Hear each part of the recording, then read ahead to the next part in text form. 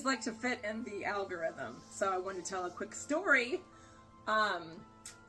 This is an ex-boyfriend, so it's not something recent, but this story to be true 100% because he didn't just make up stories, and he really didn't like to talk about it because I think it creeped him out. You will appreciate it and believe it because it is 100% true, as far as I know, because I know him and he doesn't make up stories, he doesn't lie, and he didn't talk about it too many times. Only heard about this story twice, maybe 3 times.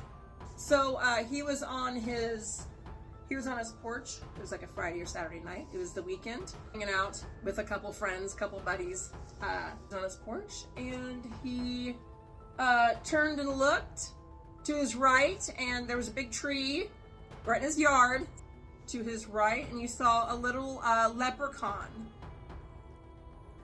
He said that it was like the movie Leprechaun, so it was that scary leprechaun, the big grin and really short clothes on, and he got startled because X is pretty tall. He's like 6'6" and had long hair, so I think that his image probably frightened him, but he screamed at him. My ex did. He went, was like, ah! And the leprechaun was like, ah! And he turned around and went right back into the woods. So he was startled, and he said that he won't even watch the Leprechaun movies anymore because it scared him that much. It looked just like the Leprechaun movies, just like that. So if you can imagine seeing that, it was dark. It was like a Friday or Saturday night, so that was dark, and they had the light up from the porch, and they were hanging out. And then he looked to the right and seen that little leprechaun standing there. And then they had that interaction where he screamed at him, ah! And then, because he said it scared him, and he didn't really know if it was real or not.